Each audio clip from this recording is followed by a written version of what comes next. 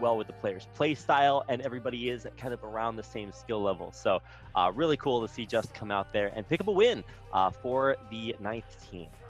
Yeah, it is. Now, I am going to quickly throw up the intro while we load up the next replay, and we'll get going with the second game just after this short break. See you soon.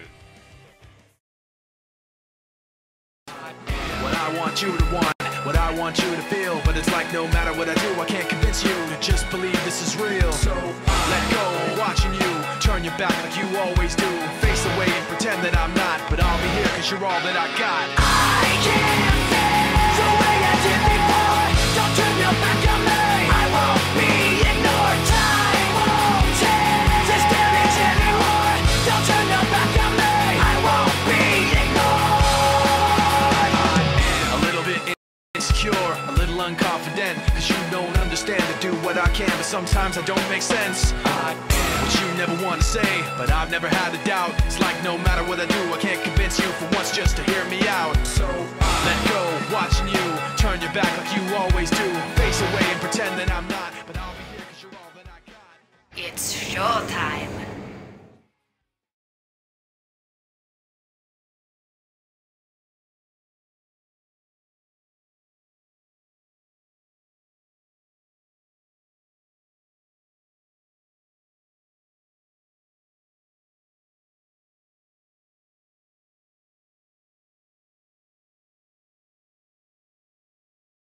Okay guys, welcome back. I didn't tell Rapid we were going back, so he was looking down, but that's all good. I just, I didn't even know what he was doing. I can't see your camera on my other screen. But either way... What happened to our caster synergy kicks? I know, it so died. Good. It died, but here we go. We are moving on to the second game here of today's STPL. We are watching ReV versus 9thTeam, and we just had a pretty exciting game there on Troy once again. To all the people who said Troy would lead to bad games, I show you this week of STPL, because that has just proven you completely wrong, so thank you. But yeah, you know what, let's move on over to our second game, let's introduce the players, and let's see what this next game is going to look like. Well, hopefully Brood War, or StarCraft Remastered, as I'm supposed to be saying now. But it is going to continue to be ReV versus 9thTeam. We've seen an early win for 9thTeam, so game number 2. It's going to feature Chava from 9thTeam taking on Incomplete from ReV.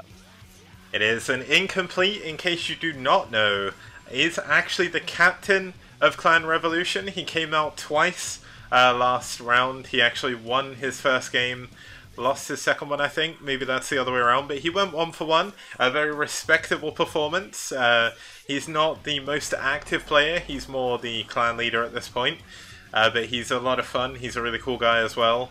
I recently did a different event called the IRK Red Revolution, which was a 3-man like Race Wars style tournament between ReV, IRK, and Red. So that was a lot of fun. But Incomplete was really cool. He joined me there to cast, and it should be pretty cool. Chava as well, he is a Zerg player. He used to play for Foreign Brood War, and here we have him now in 9thTeam, and he should be looking to put on a good performance here. Yeah, I would say that previously, whenever I would see either Foreign Brood War or TL Staff play, I would never expect them to defeat kind of our top few teams, like, you know, IRK or White. I would maybe put them in a little bit of an underdog in that situation, but it's hard to argue with starting off your games with a win. I don't know exactly where to place ReV here in this very new season, because of course, like, you know, rosters have changed a whole bunch, but it should be cool to see the way that these games go. Honestly, just the maps changing between each round of STPL is going to change a lot of kind of the power structure of the which players are doing well or poorly. And because these are not ladder maps, not only are you killing esports kicks, but you also give us some pretty cool games like that first one on Troy. Yeah, the big thing is with the changing maps as well, there's some teams that have very heavily one-sided lineups. So Naz, for instance, until this season had all Protoss players, and that was it. So if I'd have put like an anti-Protoss map in, or like a Protoss favored map, they would be absolutely insane. They did add Terra to their roster at the end of round 1. But speaking of this map here, we are moving on to Triathlon. Now, if you are new to this map, this did spawn in 2009 for the PD Pop MSL. And it led to some incredible games, one of which being Haya versus Free, which was a TVP where Haya nuked Free a bunch. So hopefully this is going to be a PvZ again, but we could see some more Dark Archons. I'm not too sure. Yeah, there's another match between Jaedong and Baby right after the match between Free and Haya. So basically, or right before rather. So basically, you had Jaedong and Baby play. Baby, by the way, who is TY, who's currently crushing it in StarCraft 2. But then you also had Free and Haya play, and you had Jaedong and Baby play, and then Free and Haya. It was just such a sick map for about 2010. This is right when map makers were starting to get super sick at making maps, and it's just so cool to me because not only is it a 3-player map, it's on the Twilight set or tile set, and it just has produced so many good games. So I'm very excited, not only to cast Triathlon again, but also to see if 9thTeam can put 2 wins together in a row. Let's find out as we move on into our second game of the series. And let's get started here with the STPL.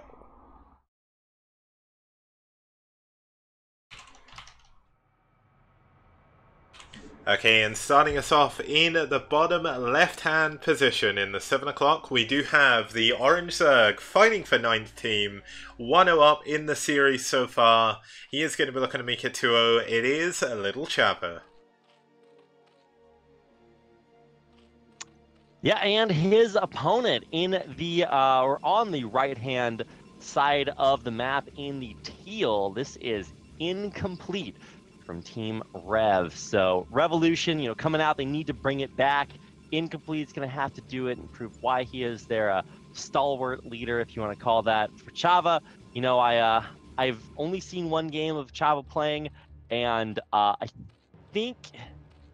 I'm pretty sure he lost very badly. Now, of course, my 1-game sample size as a caster, I can say, well, as the only person who matters when it comes to talking about whether or not he's a good player, I get to decide that. So, if you are ever a player and you think about, should I type these mean comments on Team Liquid, just saying, you never know when I might be in the driver's seat and in charge of your future career. So, by the way, McDonald's, I know you're thinking about sponsoring this guy, but I gotta say, I watched him lose 1 game to a 6 pool, and I'm just trying to say, maybe better make that a sponsor for maybe a different player.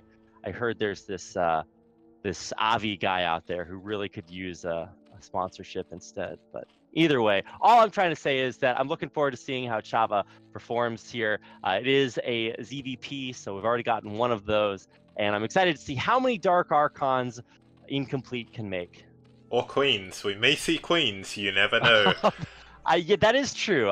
Those are 2 of my favorite spellcaster units just because we see them so rarely. I'm actually, in general, a fan of rare strategies just because I've watched so much Brood War. I'm just kind of desperate for, some things that are a little bit out of the ordinary. And so maps like Triathlon are very welcome to me because no map in the world plays quite like Cloaked Lurker Eggs, Yeah, we can't really show those off just yet, but interestingly Incomplete going for his natural rather than the in-base natural he can take behind those cloaked eggs. Now there is a smaller gas, so maybe it would be a little bit more beneficial to take this from base. You may be able to just about see them with this Overlord in the 12 o'clock, but basically there are neutral arbiters that you can mind control, and the important thing about that is if you do mind control those arbiters, you get every single arbiter upgrade. We can see one on the screen there. So it starts with energy, it starts with stasis, and it starts with recall, and that actually unlocks it for your entire tech tree, so no need to get those upgrades afterwards. So one of the big builds I have seen from Protoss players on this map, not so much in PvZ because arbiters don't get used as often, but especially in PvT you see Dark Templar builds, and when they stop working they go straight into a Dark Archon. Okay, now one thing we're about to have to talk about is the build order. Chava went for a 9 pool, but importantly, it was slower and less and the Zergling speed is not going to kick in at the same time. So ideally, you're supposed to show up at this guy's front door with 6 Zerglings, and Zergling speed hits right about now. And then, okay, well, actually, it finished right as I said that. It was supposed to finish a little bit earlier when the Protoss doesn't have such a good preparation, but actually Incomplete did a perfect job. He had a couple of drones on hold position there by 2 cannons, which is a lot of respect to show to the possibility of a 9-pool opener, which he did scout with that probe. Yeah, Incomplete definitely had a good time. He scouted Chava first. He saw that the pool was built around, I think it was around 9, maybe a bit about 10 supply. I think Chava said in chat that he messed up the build order just a little bit. But you know what, it's not too much of a big deal. Looks like Incomplete is going to be able to get up his Nexus. He's got the 2 cannons. He does need to be careful though, this isn't the best wall. It's a little bit harder to wall on this map, so there's a big gap here that the Zerglings could run past. But rather than doing that, Chava is immediately going to take this 3rd base in the middle of the map. Right, and this is a pretty correct response now. Unfortunately, it does get scouted. I think initially when you realize that it's cannoned and it's on a base with a back natural, you know, you're realistically not going to have too much success with early Ling aggression. But anytime you can expand early on as a Zerg player is going to be a pretty good opportunity if you do have that. So it looks like this probe is maybe a little bit more active than we saw. From Then we saw from just in game 1. Anytime I think of the word just, I automatically say Faust instead. So that's a kind of a bad characteristic to have as a broadcaster, but that's what we're working with here today. But either way, the probe does get taken out, and so for now, the Protoss vision on the left-hand side of the map is pretty limited. Although nothing's really going to change, he knows pretty much what's coming his way. So I don't think it's going to be a big mystery. Yeah, the interesting thing for me with what Chava's doing is he's taken this mini base. So I say it's a mini base because the minerals are only 1,000 and the gas is only 1,000 as well. And he's opted off the back of this to go to a lair rather than a Hydralisk end. So it's not going to be for a huge amount of aggression, but this is really, really nice positioning here by Incomplete. And he gets the probe. He's going to get both of these Zealots as well, and these Lings are trading incredibly efficiently. Indeed, they are. Yes, I concur. They killed the Zealots and stuff, so that was good. As opposed to not killing the Zealots, which would have been bad for the Zerg player. So let me just clarify that in case somebody was concerned about the clarity there. Dragoon is actually not on hold position blocking this. He tries to put it in position, but he's not able to in time. Ooh, there that's are a nice couple of probe cannons pull. and a Dragoon. But yeah, the probes they're actually not pulled in time. So this is six Zerglings in the main. Unfortunately, Zerglings are pretty weak at this moment, but they might actually be able to snipe off a cheeky Dragoon here if the micro doesn't come in time. And indeed, the Dragoon will go down. So not only is it blue goo, it's a little bit of a travesty when it comes to this mineral line, forcing a cancel there on that cannon, and several probes are going down. That was a really nice probe drill, though. He didn't lose nearly as many probes as he could have done. Really, really nicely done by Incomplete. And Incomplete, unlike Just, has actually opted to go for the Stargate, so he's going to get a nice scout off here as he moves into the main base. Won't manage to pick off an Overlord, though. There is some Hydralisk there now, so it's going to be a little bit easier. And Chava, I mean, even though he did go for the lair, could be heading towards some form of Hydralisk aggression here. Oh, but there you can see the eggs, by the way. Yeah, so I'm guessing it's going to be either Hydra drops. There's a very wide open north part of your main base. So if you guys are not in the habit of putting depots or pylons up towards the north side of your base, you're going to have mysterious, crazy things showing up there that you probably wish weren't. So that's probably what we see this probe up there for, either going to run it up and try to expand to the 3 o'clock location, or to build a pylon. And it looks like, yeah, it's just going to glitch through those lurker eggs and look to probably either build a scouting pylon or try for an expo. Yeah, the one thing, if you don't realize this as well, even though there are eggs there, when you right-click on a mineral or a Vespene geyser, your worker will actually lose all collision, so it can pass through objects that other units cannot. So that's the way he got through there. Yeah. Think of if you guys remember the best Matrix movie, of course, number 2 that has those ghosts in it. This is what mineral walking workers are. They are the ability to transfer through units by losing unit collision. But here comes that big Hydra push that I was talking about. It's not drops, it's just going to be straight up running into the natural. There's only 3 cannons, and the probes are slow on being pulled. So that means they're these also cannons stuck are probably as gonna go well. down. Yeah, the probes actually got stuck, so he doesn't have vision of a mineral patch on the other side of the map to drill them through. Even though they will get kind of drilled through, it's just not in time. And this is a very well-timed Hydra bust. There's only 1 cannon up, and so many probes are going down. I think this just might do it for Chava.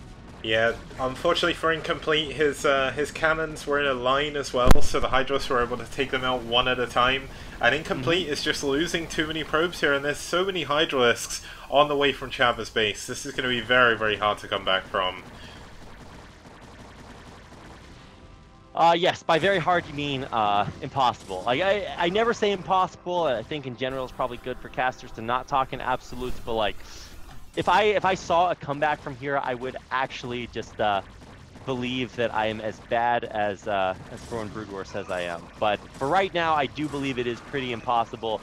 So many probes going down, and even though there are 3 Nexi or will be in a couple of seconds, there's just nothing. There are no attacking units. He hasn't been able to rebuild cannons right now either, so that's gonna do it. GG. Chava, man. He pulled it back. He proved you wrong. That's it. Yeah. He's getting that McDonald's sponsorship now. You've done it. He certainly is. I can't wait to drone drill with my McDonald's drones. Those are going to work twice as well because they're extra slippery. But either way, congratulations to Chava, who takes a 2nd game in a row for 9thTeam. Yeah, that's really, really nicely done by him. Pretty good game overall by him. I didn't expect him to go for that Hydra bust just for the fact he went for the lair, but I guess it was just for overall speed. And when he saw that the Citadel was late, I think that was when he decided, you know what, I can break this wall. He built a lot of Hydras and just went for it. And that's one of the powerful things about Zerg, you have that option.